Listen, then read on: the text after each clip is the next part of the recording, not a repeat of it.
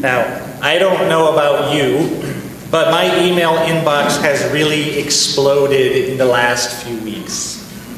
I don't know who gave Hillary Clinton my email address, but she has proved to be a tenacious and prolific emailer. So many requests for $1.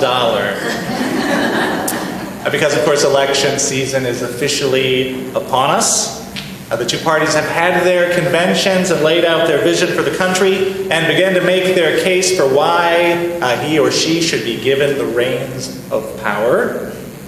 Now, as a church and a nonprofit, we are, of course, not permitted to endorse candidates. We are allowed to discuss issues, but not endorse persons. So you will not hear that from the pulpit for the next several months. I will only say that this year the two conventions could not have presented a more dramatically different picture of who the candidates were and what they are about. So we are facing a very clear choice between two starkly different visions of what is best for the future of America. Now, of course, one of the things that each candidate typically does in an election is position themselves in relation to the current administration, for better or for worse.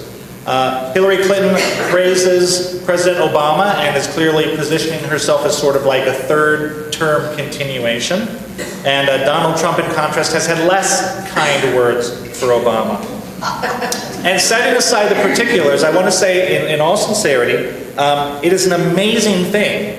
It's an amazing thing that someone can get up on national television, savagely criticize the party in government, criticize the chief executive of the ruling power, and promise to essentially undo everything that they have worked for if elected, and do that safely. And do that knowing that if he wins the election, the reins of power will be peacefully handed over. That is an amazing thing. Right? For most of human history in most places in the world, it just doesn't go like that.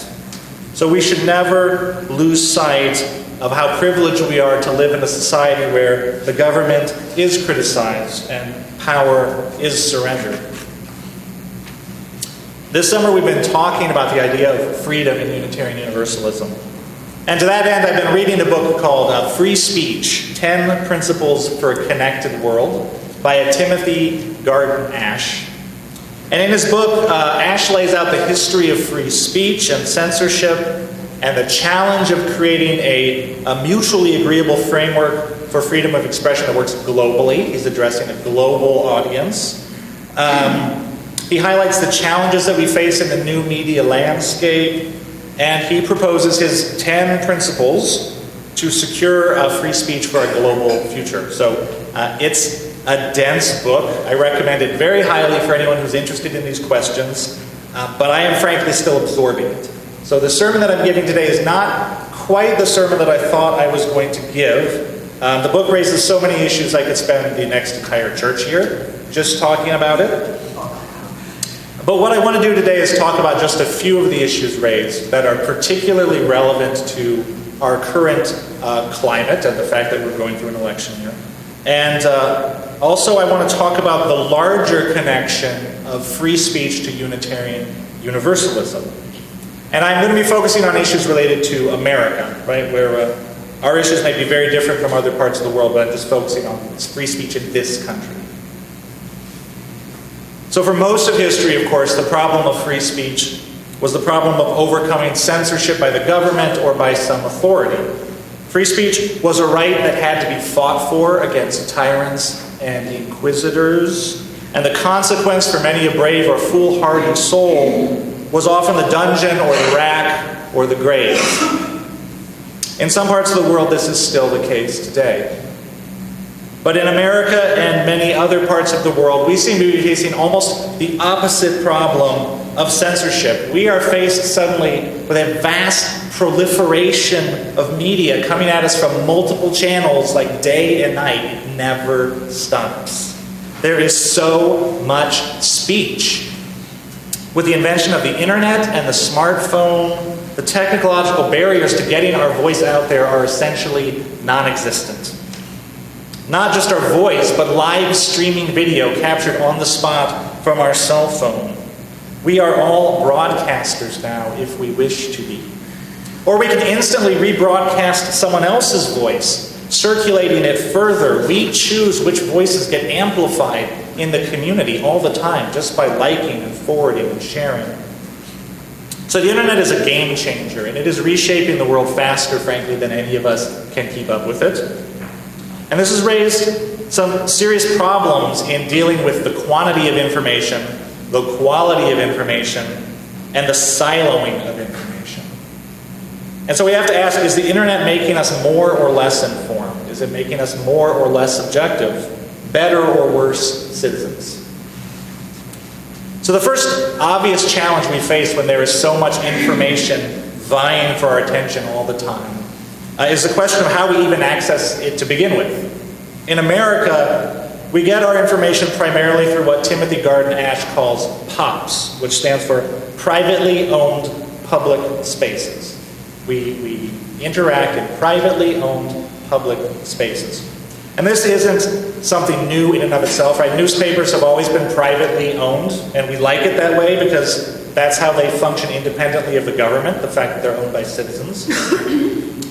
Today, when it comes to just getting our hands on the information, all the information that's out there, just getting access to it, our privately owned public spaces are dominated by a small handful of truly giant corporations. So think Google, think Facebook. If each user of Facebook were a citizen, it would be a country bigger than China. These companies, to a large degree, control access to the information that we see. And if you think control is too strong of a word, certainly they shape our access to the information that we see. If I want to know something about a subject, I Google it. And Google tells me what information is relevant. And if Google doesn't serve it up, and if it's not on that first page, or maybe that second page, or maybe that third page, as far as most people are concerned, it might as well not exist. And Google and Facebook have become so built into the fabric of our lives that we almost think of them like utilities, right? Like it's just a human right to have access to Google and Facebook, and this is how we get our information. But they're not utilities. They're for-profit companies. And they serve their own interests. And one of their chief interests is getting advertising dollars out of the information that they send to you. And they do this by data mining every interaction that you have online and selling that data off to other companies. As the saying goes, if you're not paying for the product, you are the product. So we trust Google to give us useful information, right? Their corporate slogan is, "Don't be evil." I don't know if everybody knew that. Google's slogan, "Don't be evil." So we trust them. But Google is not a friendly librarian, as I said. It's a profit-seeking company.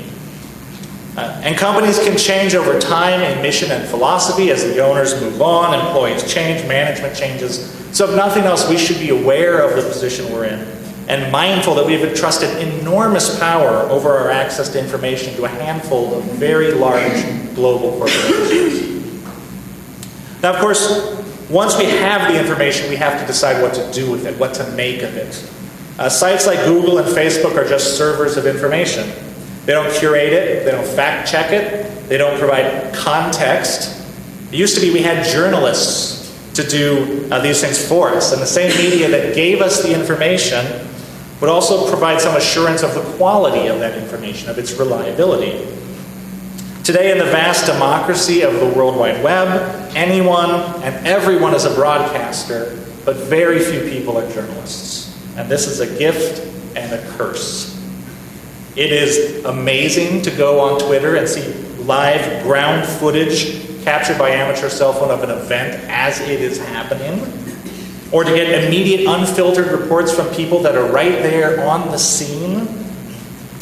But what you are getting is often blatantly biased, it is incomplete, it is contextless, or it is just plain false. Social media is great at bringing us rumor, raw footage, and eyewitness accounts, but none of that adds up to news, because the missing ingredient is journalism. In the world of social media, anyone and everyone can provide their take on an issue, and that is a beautiful thing. At the same time, the important information we need can easily be drowned out by trivia, which we are bombarded with 24/7. And objective analysis and reasoned discourse can be drowned out by partisan drivel, which we are bombarded with 24/7. So as the quantity of information has exploded, the need for professional curators is greater than ever because the quality of information has dropped. And yet, given the economic realities of media, journalists seem to be thin on the ground. Is this making us more informed or less? Is this making us better or worse citizens? So we need our journalists. They are working in a very difficult climate, especially today. And so I am unofficially declaring from now until the end of the election, Journalist Appreciation Days. And I want you to ask yourself every day, have I hugged a journalist today? And then there's the problem of siloing.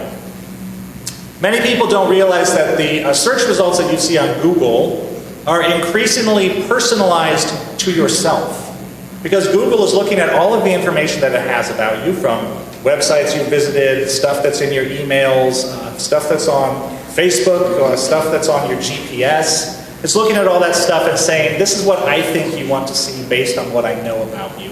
So what I see if I search something on Google is going to be different than what you see if you search something on Google.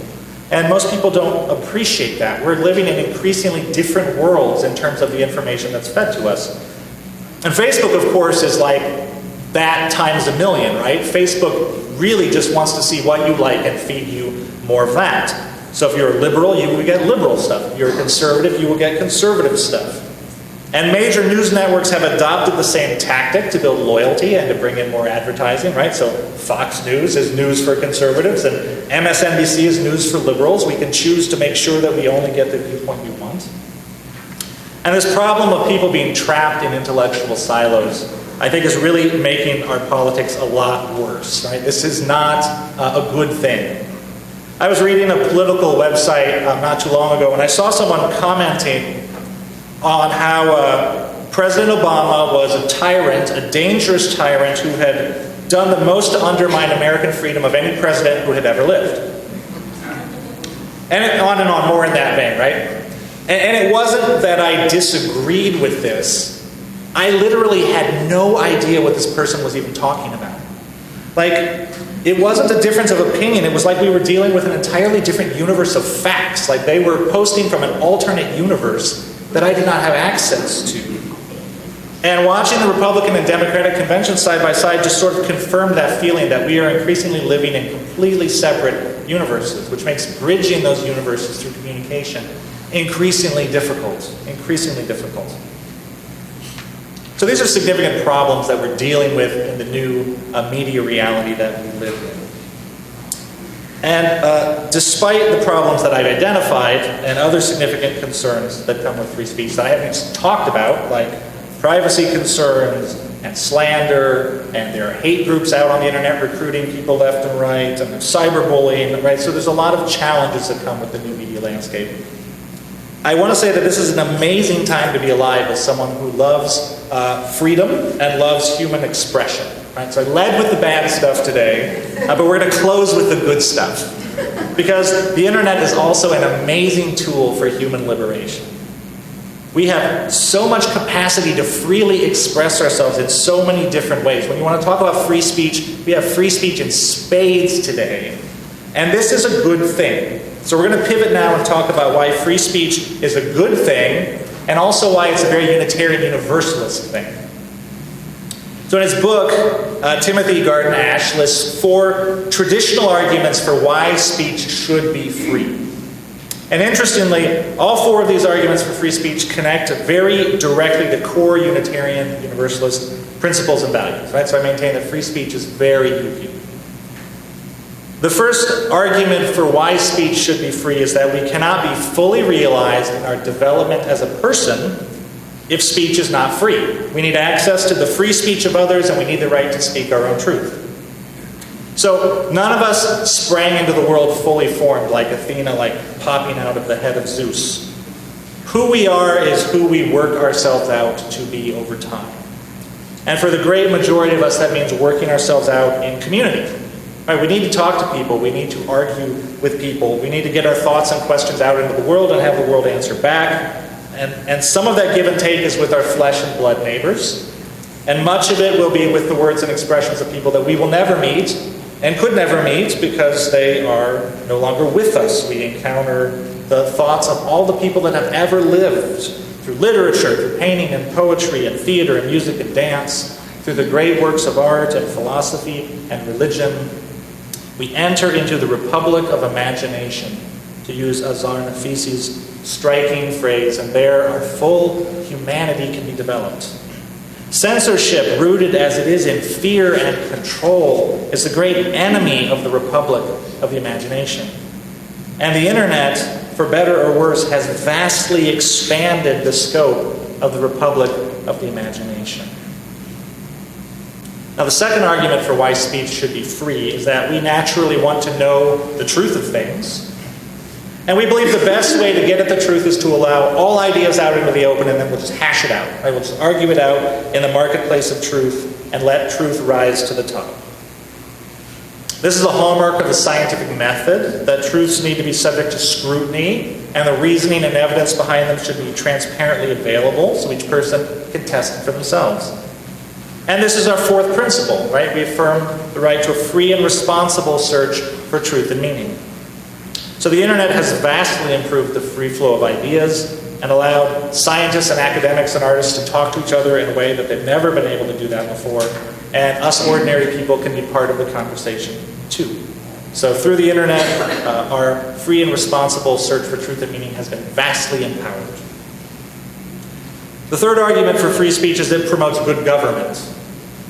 Government can be made responsive to the needs and will of the people in two ways. First, if the people are free to monitor and publicize and criticize the government, then they can hold the government accountable. Those journalists that you're going to be hugging every day for the next however many days. In America, we rely on our free press to keep the government honest, even if it does it imperfectly. But in a democratic society, free speech is more than just keeping the government accountable. Free speech is the foundation for the whole enterprise, because the people are supposed to be driving the government. The people are free to make their voice heard so they can shape policy, either directly, if it's a direct democracy, or indirectly through our representatives. And our fifth UU principle upholds this democratic principle. Democracy is very UU. We believe people should have a say in matters that are important to them. And this value is so important to Unitarian Universalism, in fact, that we teach our children to practice active inclusion. Not just democracy, but active inclusion. And that means we teach our children not to just give everyone the freedom to speak, but to be mindful of which voices may be missing from the conversation. And we teach the practice of step up, step back, which means if you haven't spoken, step up. Be responsible, be engaged. That's how democracy works. Your voice needs to be heard. But if your voice is dominating the conversation, then step back and make space for other people to be heard, because otherwise democracy is not inclusive. And the fourth argument for free speech is that when we practice tolerance for ideas we disagree with, when we enshrine the principle that says, I may not agree with what you say, but I will defend your right to say it, we create space for diversity to be expressed and experienced. Censorship breeds conformity and intolerance. A commitment to free speech practically requires us to develop a certain liberality of the soul, because we are going to encounter a lot of difference. And some of that difference will be puzzling, and some of it will be outright offensive. And if we're going to be committed to the principle that I will defend your right to say it, then we have to stretch our boundaries and challenge our preconceptions and change our thinking, and then also develop that liberal, tolerant spirit. So whether this difference that we encounter changes our thinking or leaves us more convinced than ever that we are totally right about everything, we are better off for it. We have become more liberal as a people. So this ties free speech to our third Unitarian Universalist principle, acceptance of one another and encouragement to spiritual growth. And And then as we cultivate our own thoughts and feelings, as we discover new truths, as we engage critically and creatively with all of the great ideas of human history, of art and philosophy and literature, as we grow as people, we naturally want to share the results back into the community that nurtured us. We want to be visible to our peers. We want to be visible to the people that we love, to the people we esteem. So through our speech and through our expressions and our works of art and what have you, we want to make our inner world understood. So to argue that we should be free to speak from the depths of our inner self, to speak our true experience, is to argue that that inner self is worthy to be known and to be heard. Right? To argue that we should be free to speak our thoughts is to argue that our thoughts have worth. The censor will say, no, only some thoughts are worth, some thoughts are actually dangerous. Only some parts of the human experience can be talked about, some of it is taboo. Only some kinds of people have dignity and should be heard. Others are indecent, right? But a community that upholds freedom of speech and expression is a community that at least implicitly affirms that each person matters. Their voice is worthy to be heard. So free speech is related in a very deep way to our first principle, the inherent worth and dignity of every person. And the internet has empowered people to speak their truth who have never had a voice before. So, as we go through what promises to be an unprecedented election cycle, when the inherent worth and dignity of every person seems to be an idea that is currently on trial, let us take advantage of the free speech that we enjoy and promote our UU values in the public sphere. Let us speak our own truth and speak it courageously, that all people are important, that all people deserve a place at the table. When we have the opportunity, let us amplify other voices that need to be heard using the step up, step back principle. We've been given the tremendous, tremendous gift of free speech. Let us be brave in speaking up against prejudice and callousness and fear-mongering. And let us remember that love is the spirit of this church. So wherever our voice carries, may it be the voice of love. Blessed be and amen.